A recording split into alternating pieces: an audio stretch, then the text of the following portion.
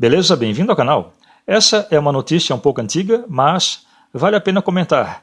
A capa de King Conan número 2, o Rei Conan número 2, publicado pela Marvel, foi censurada pela editora sob acusação de apropriação cultural dos nativos americanos. Mas antes de continuar, se é inscrito aqui, agradeço mais essa visita. Quase 90% das visualizações do canal são de não inscritos. Isso bloqueia o crescimento do canal. Se você é um dos que assiste, mas não se inscreve, inscreva-se agora e acompanhe mais conteúdo de seu interesse.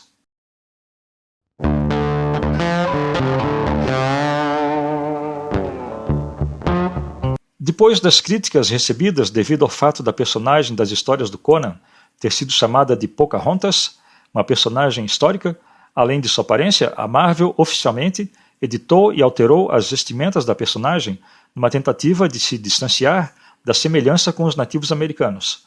Apresentado por Jason Aaron e por Mahmoud Asrar em King Conan número 2, lançado em 16 de fevereiro de 2022, a personagem em questão foi apresentada aos leitores na página final da edição, observando o bárbaro do topo de uma montanha, curiosa pela possibilidade dele sobreviver a uma noite entre as legiões dos mortos-vivos que habitam a ilha que é o lar dela.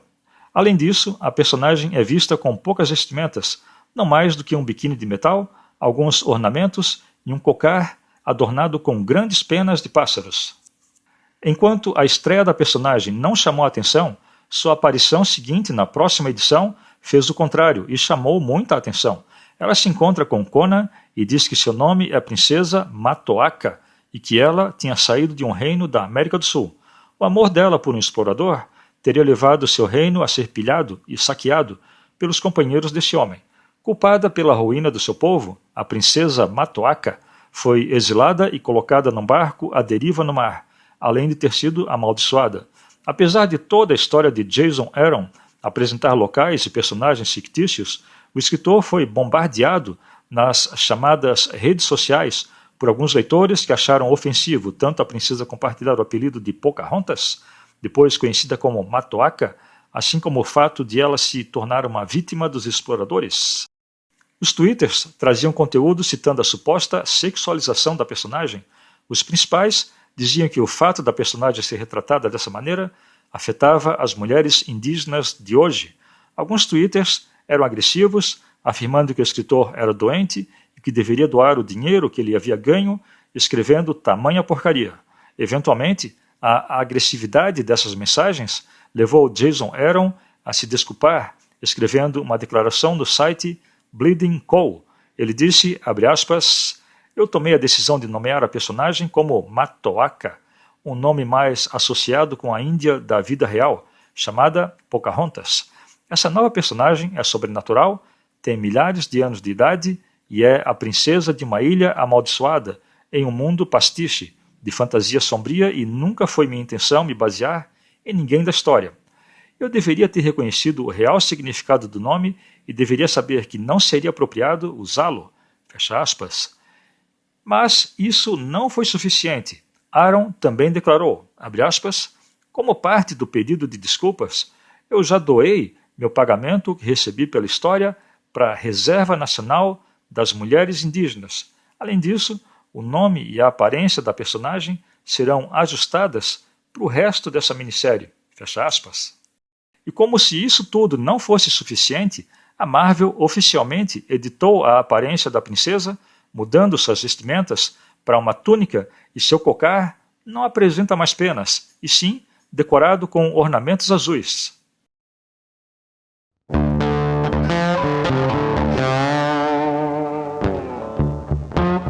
Tem muita coisa ultrajante nessa notícia, mas você se lembra de quando não gostava de alguma coisa, como um quadrinho ou um filme, e você simplesmente não lia ou não assistia?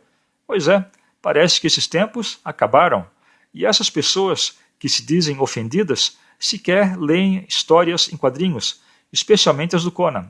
É uma pena o ponto em que se chegou através dos anos. A censura espalha o desconhecimento e a desinformação.